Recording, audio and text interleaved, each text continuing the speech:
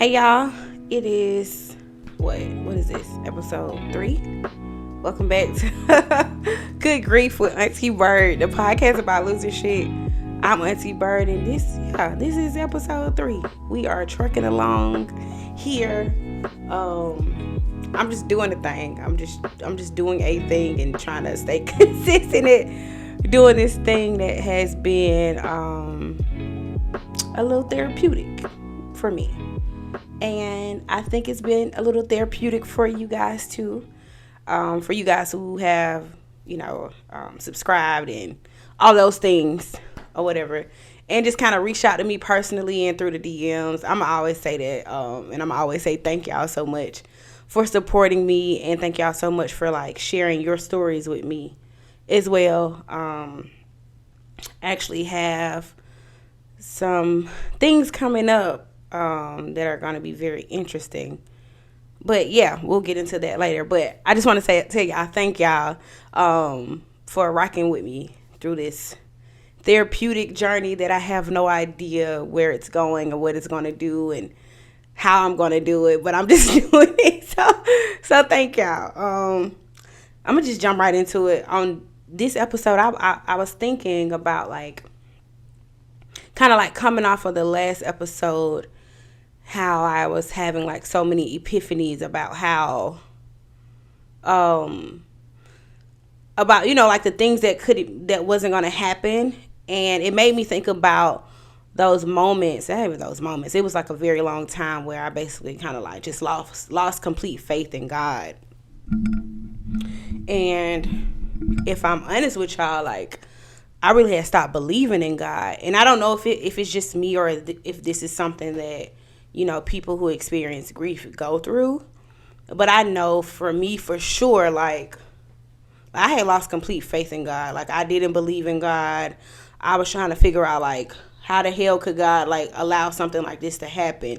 And no, this wasn't that. This was a year and a half ago. You know what I mean? So this is still very fresh. And I'm going to continue to say that because it's still very fresh. That's why I'm kind of working out the kinks and of all my feelings. I'm still kind of going through them in real time, to be honest with y'all. But during that particular time, especially right after my dad passed, it was right after my mom passed. So my mom passed in January, for those of you guys, if this is your first episode. Both of my parents passed away a year and a half ago in the same year. My mom passed in January and my dad passed in December.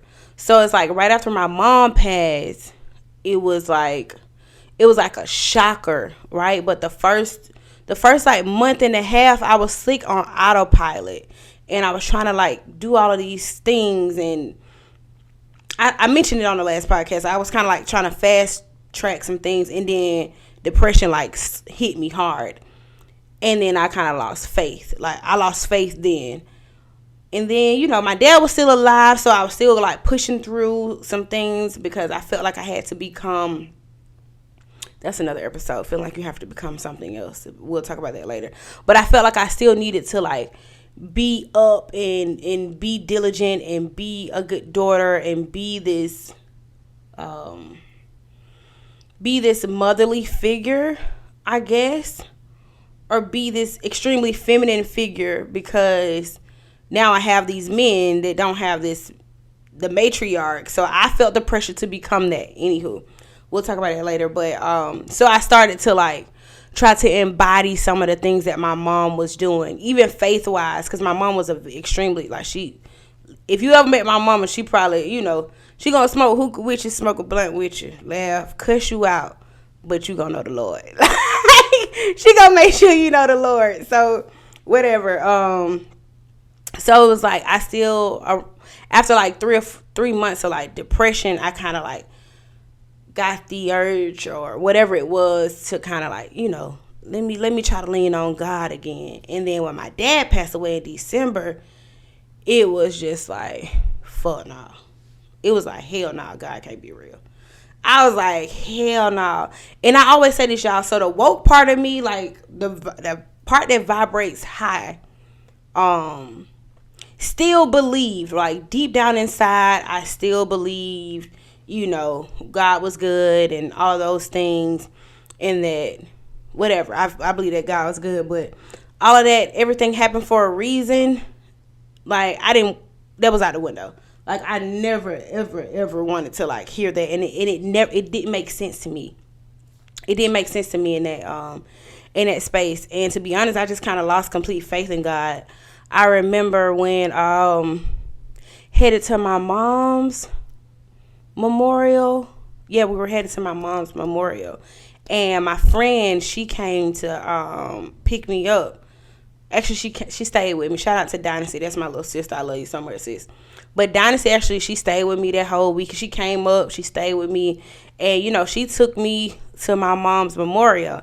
And, I know Dynasty's mom is a pastor. And Dynasty, like, that's my friend who you know what I mean? Like, Dynasty full of the Lord for real. But I remember getting in her car and we were driving, and I immediately said, like, hey, I don't want to listen to no gospel music. Like, I didn't want to listen to it. And to be honest, I didn't want to, selfishly, like, I didn't want to hear the pastor preach. Because I'm just like, it's no way what you're saying is going to make me feel better in this moment. It's no way that whatever scripture that you are about to read is going to make all of this make sense to me. Because it wasn't. And it didn't, right?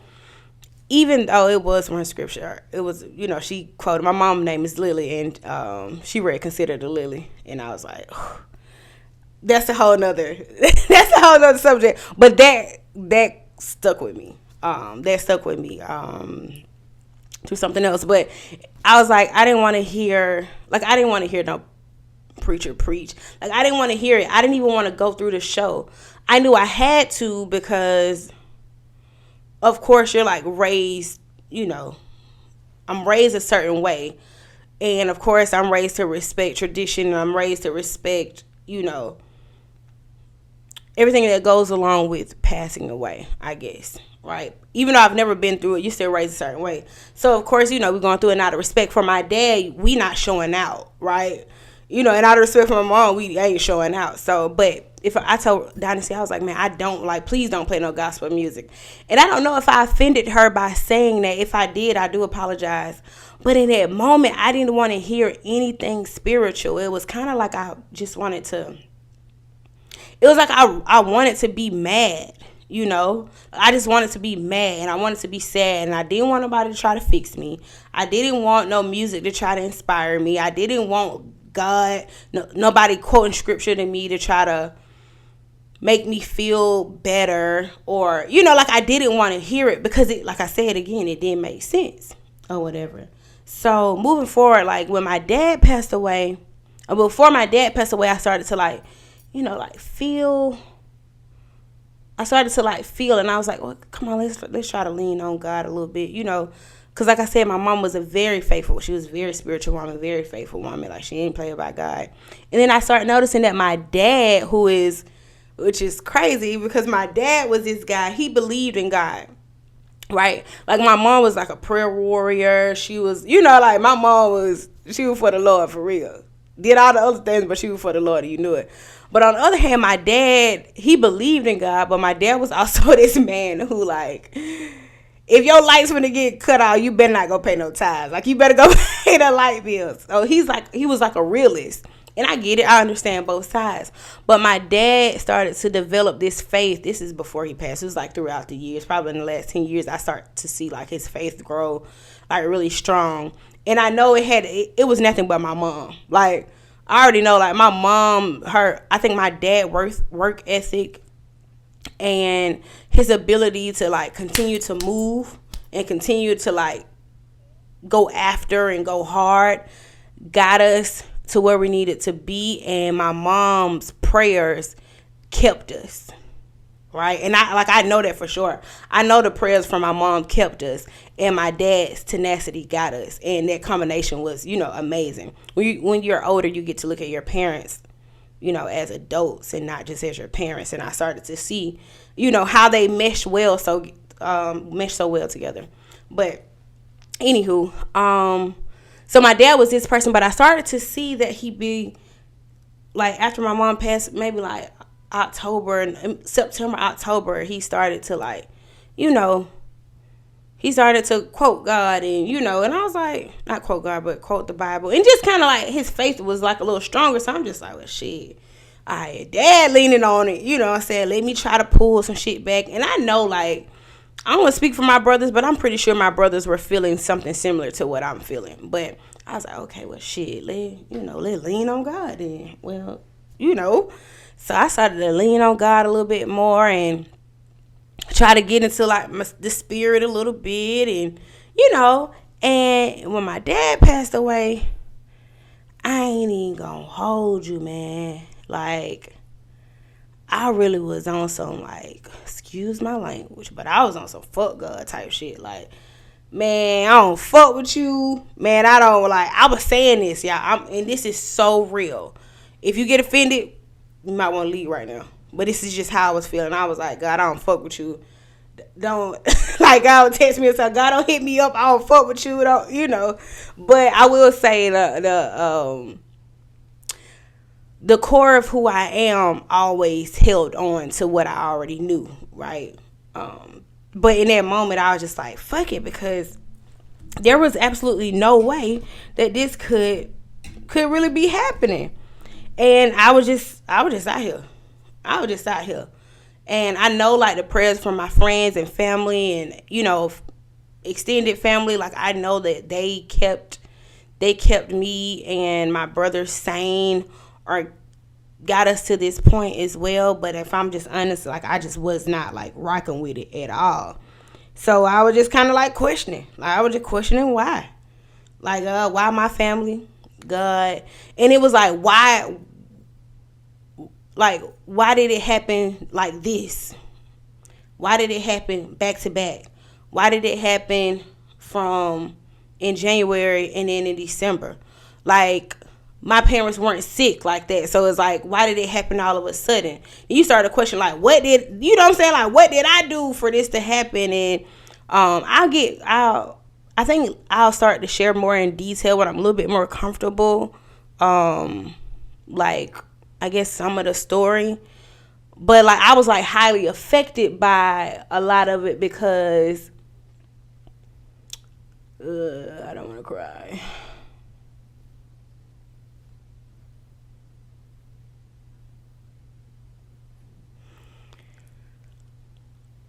Okay, let's do it. Yeah. So like, I was like affected by it because I was, you know, I was ooh,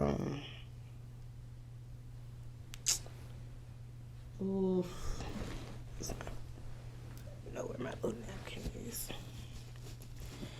I was highly affected by it.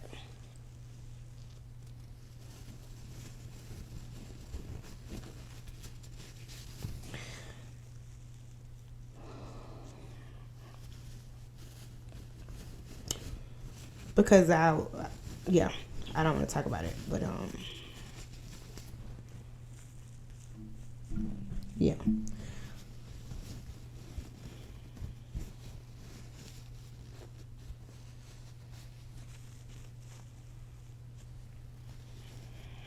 All right, come on, buddy. Yeah.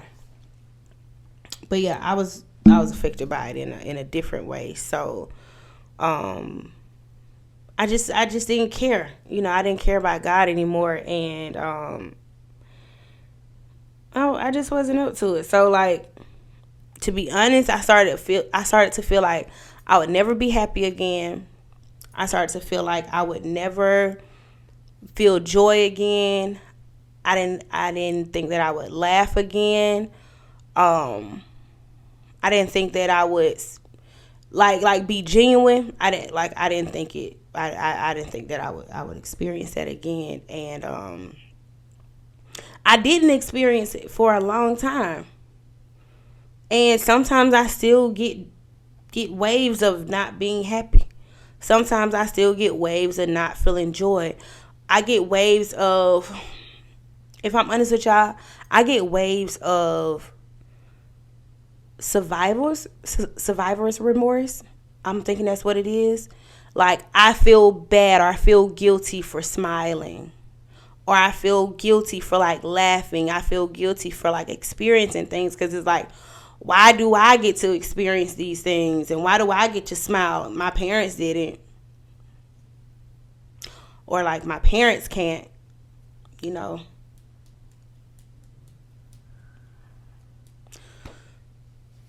Oof, this is a little tougher than what I thought it was going to be. I thought this one was going to be like a little breeze, but clearly it's not.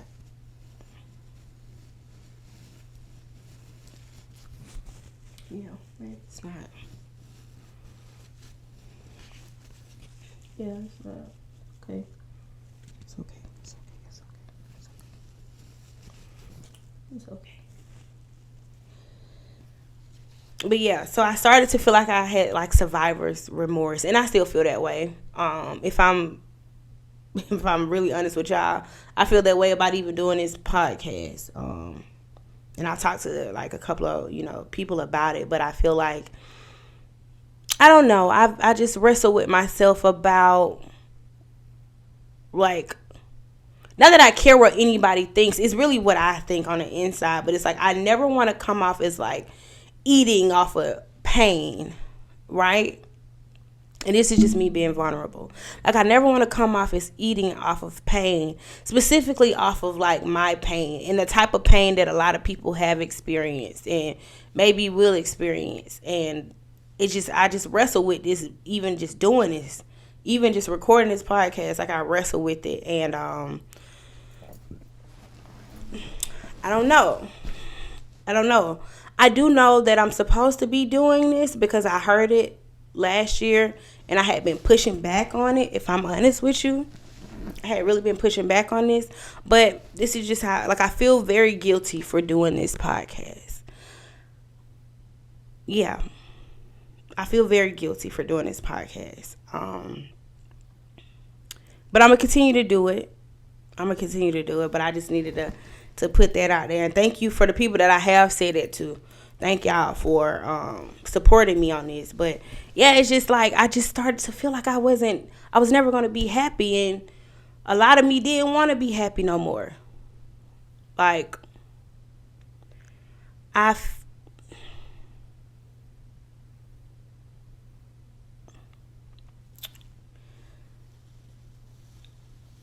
really started to understand why.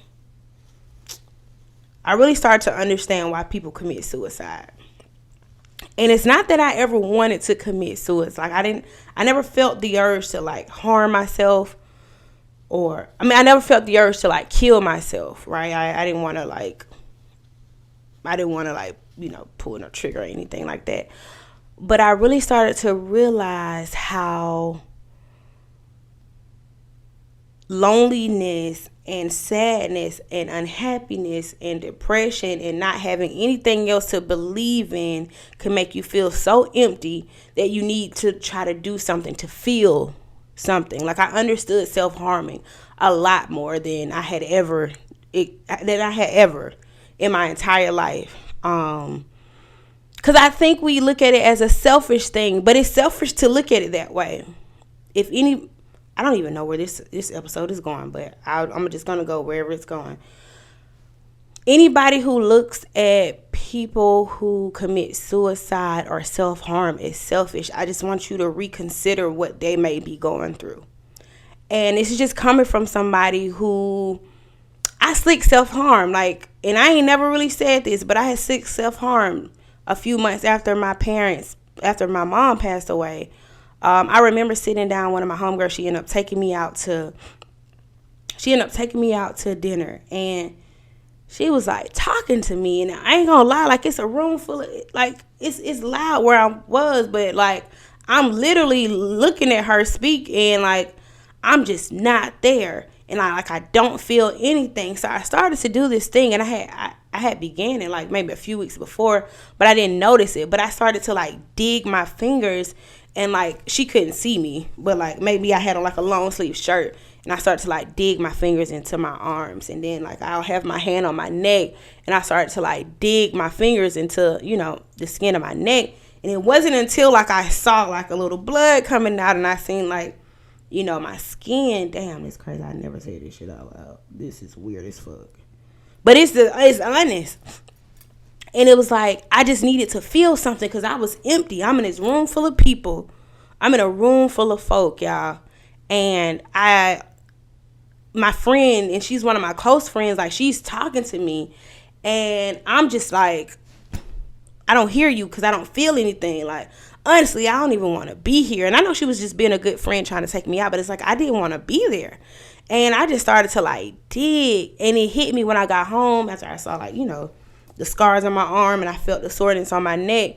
I started to realize like, oh shit, I'm kind of like, this is self-harming, and you don't even know that you're doing it, you know. And I don't want to speak as a, you know, as a mental health analyst. Like I said, like I'm just telling you like my experiences. But yeah, I started to self-harm, and in that moment I started to realize like, oh, it's so selfish. How selfish is it for us to put so much pressure or put so much emphasis on people who commit these harming things to themselves, and people who commit suicide? Like, how selfish is it for us to be like, oh no, you selfish for doing that? Like, nah, like people out here feeling empty, man. And like emptiness will cause you to do things that you would never think that you would do. Like, I would never thought that I would self-harm. Like, never thought. I would have never thought that ever. And here I am sitting in this restaurant, pulling my skin, like digging into my skin. Like, yeah. So like it took me there.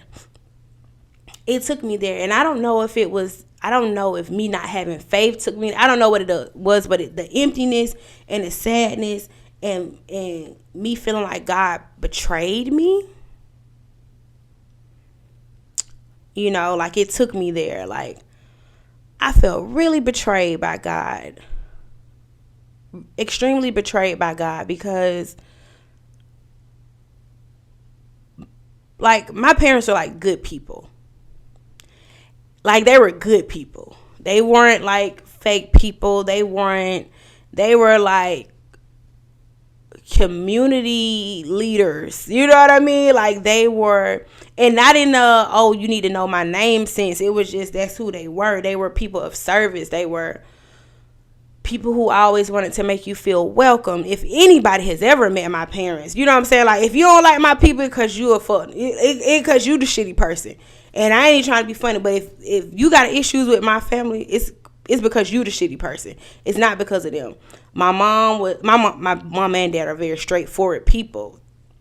But they were loving, man, and funny and welcoming, and you know, like we laughing, and whatever we had, you had. Like it was this type of family. I'm not trying to brag, because of course we all got some BS we go through with family. You know what I'm saying? Like, I'm black, we traumatized, whatever. You know? So of course there's some things we go through, but I do know for sure that I lived a life that my friends in the neighborhood that I grew up in didn't live.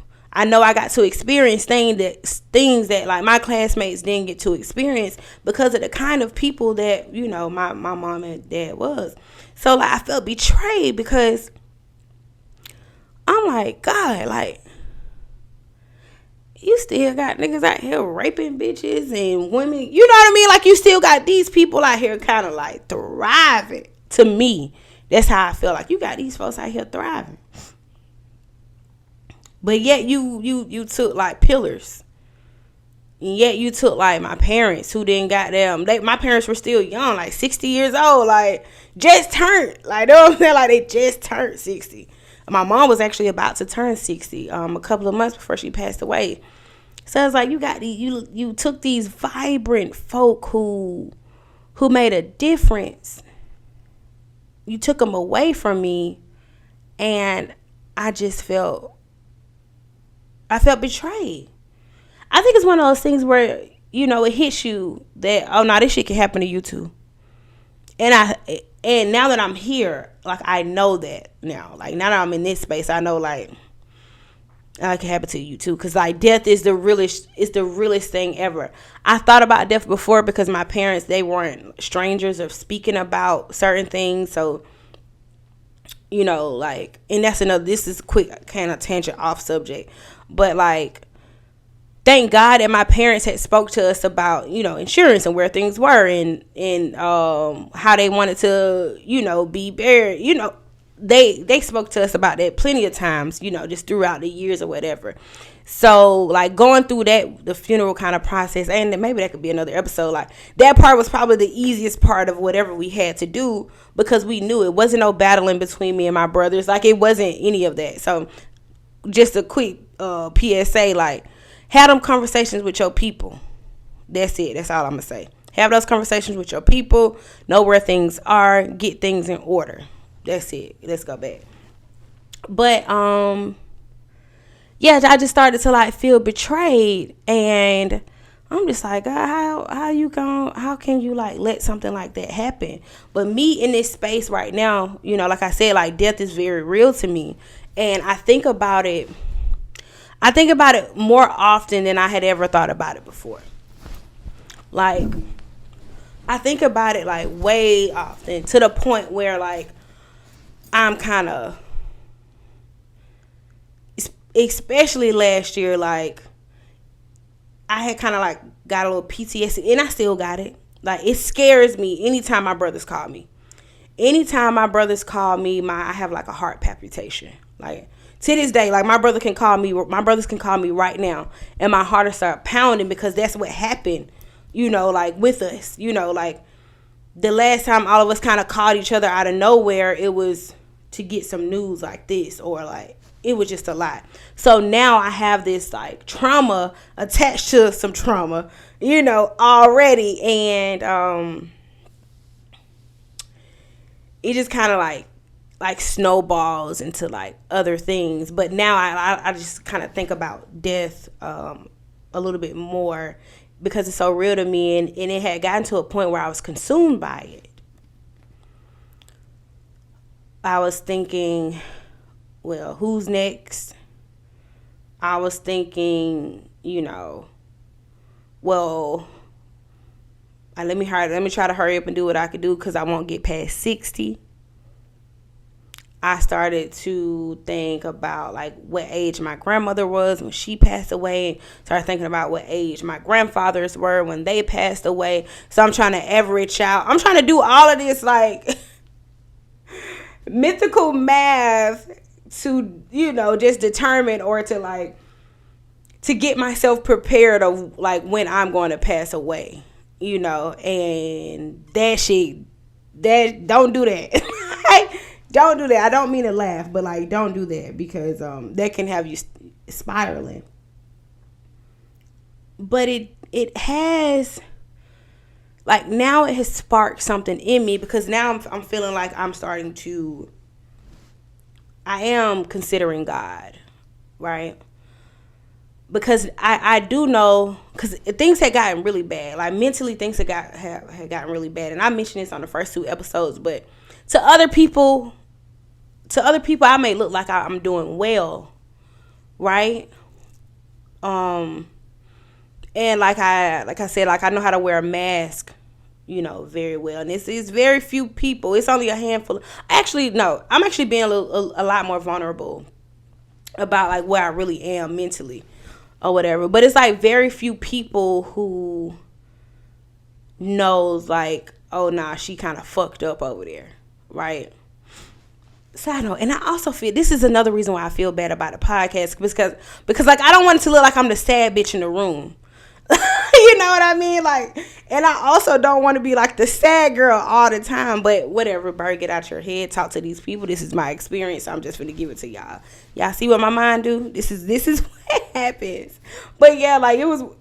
No lie, I've been thinking about, like, damn, I don't want people to be coming up to me like, oh, Byrd, like, I know you sad, because I'm not sad all the time, but I'm just letting y'all know, just giving y'all kind of insight, so, like, what I go through.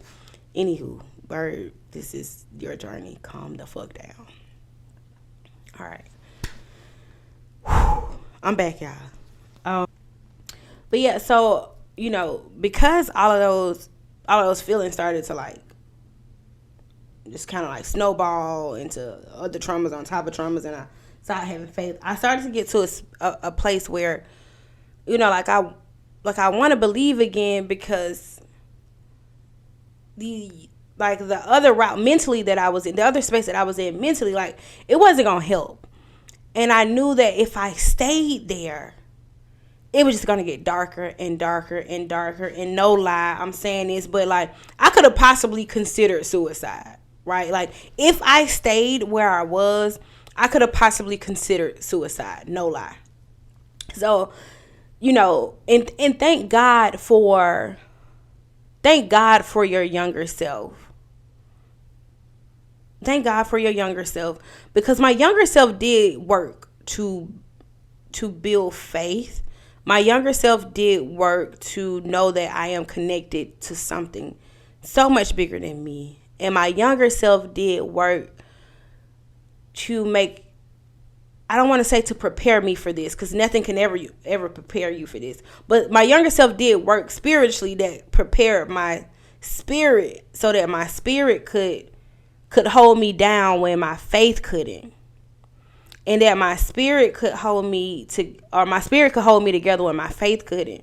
And my younger self did the work so that my spirit could hold me together when my mind and my heart couldn't, right? So it's like I want to thank my younger self for doing it, because I know for sure that like if I would have stayed in that dark space, I wouldn't have got better. So I'm like slowly pulling myself out of it and slowly starting to like lean on God again. And whatever God is to you, and God is whatever God needs to be for me in the moment. You get what I'm saying?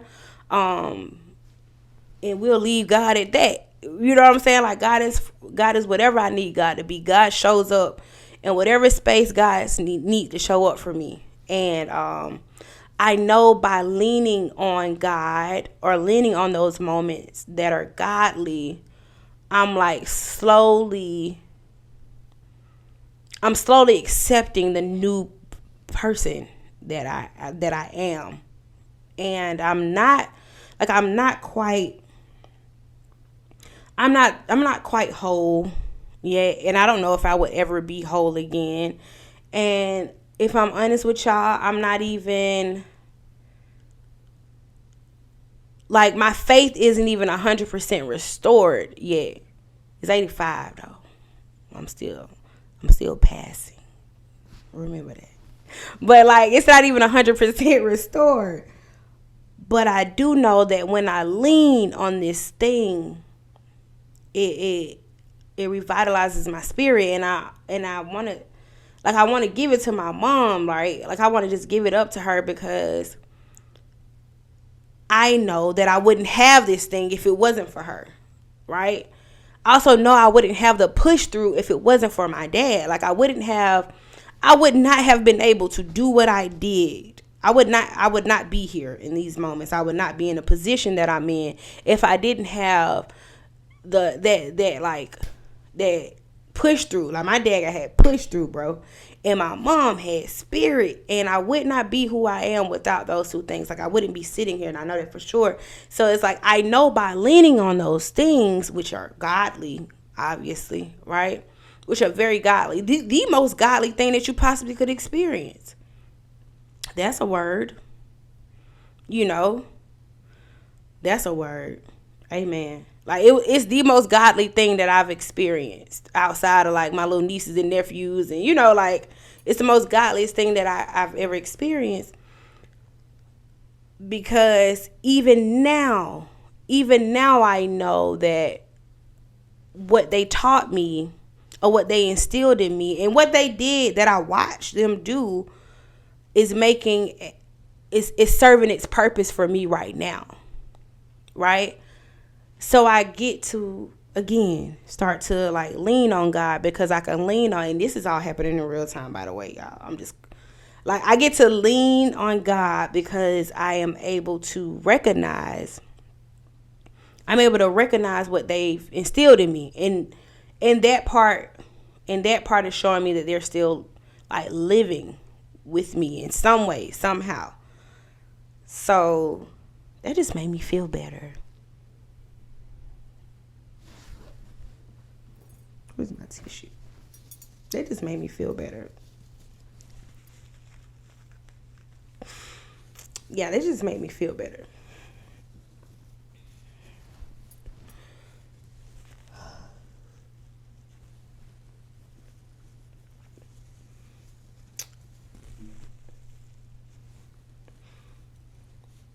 Mm-hmm.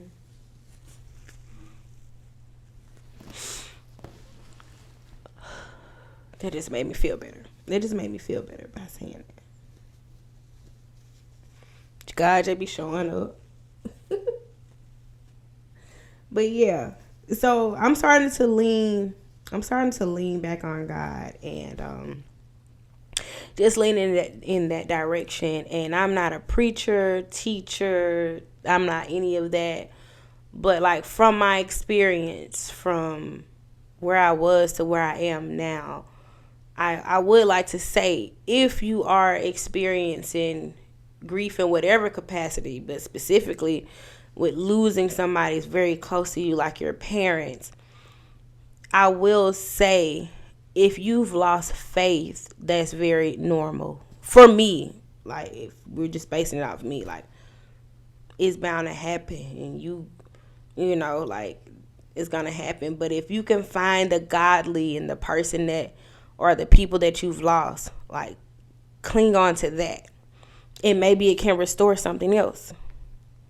Maybe it can restore whatever you needed to restore, but hang on to that part, because maybe that can help you heal. Yeah. Okay. I'm wrapping it up. This is too emotional for me today. I thought it was going to be a little bit easier today, but yeah, it was a lot. But anywho, thank y'all for listening to another episode of Good Grief with Auntie Byrd, the podcast about losing shit. And yeah, I'll be back. We get through this shit together, y'all. We get through this shit together. All right, y'all. Bye.